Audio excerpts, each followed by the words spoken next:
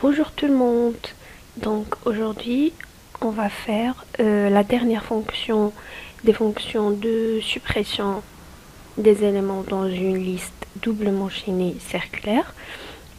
Donc la fonction qui nous reste, c'est la fonction de suppression d'un élément d'une position donnée. Donc premièrement, je vais la déclarer. Étude supprimer, supprimer pause par exemple. On aura comme paramètre la liste et la position qui sera saisie par l'utilisateur. Donc voilà, je vais venir ici pour implémenter notre fonction. Donc c'est très simple, on aura besoin juste d'un compteur C pour parcourir la liste ou bien pour trouver la position exacte pour supprimer l'élément. On aura aussi besoin d'un pointeur, donc t égale tête suivant. Après on fait un test. Si la liste est vide, on va retourner la liste parce que on n'a rien supprimé. sinon on va parcourir la liste avec le pointeur t, donc while t différente de tête. Qu'est-ce qu'on va faire?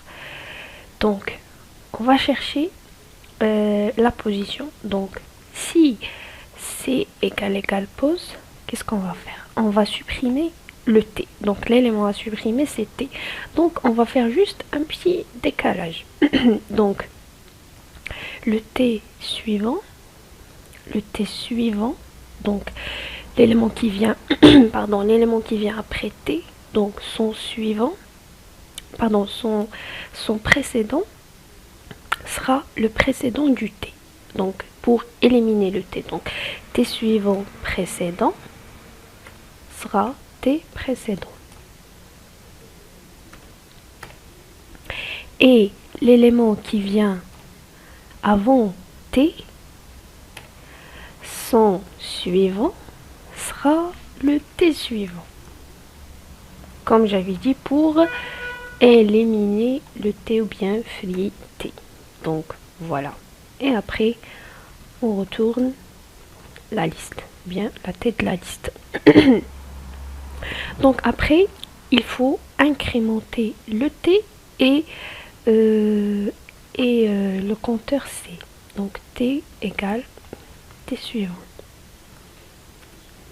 Donc on incrémente le t et c au cas où cette condition n'est pas vérifiée. Donc on incrémente et on vérifie une nouvelle fois. Donc voilà ce qu'il faut faire dans la fonction. Donc je vais au main et on va faire on va demander à l'utilisateur donner la position à supprimer. Premièrement, c'est déjà déclaré, donc scanf pause.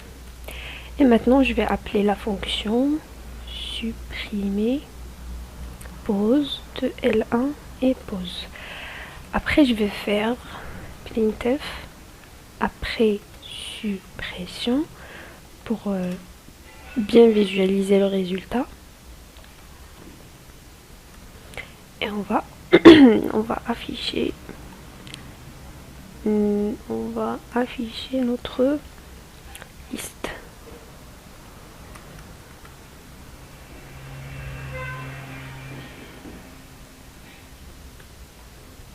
Et voilà, donc maintenant on teste.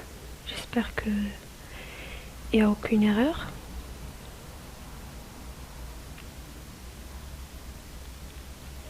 Donc voilà, donner le nombre d'éléments, par exemple 3, donc 1, 1, 1, 2, 2, 2, 3, 3, 3.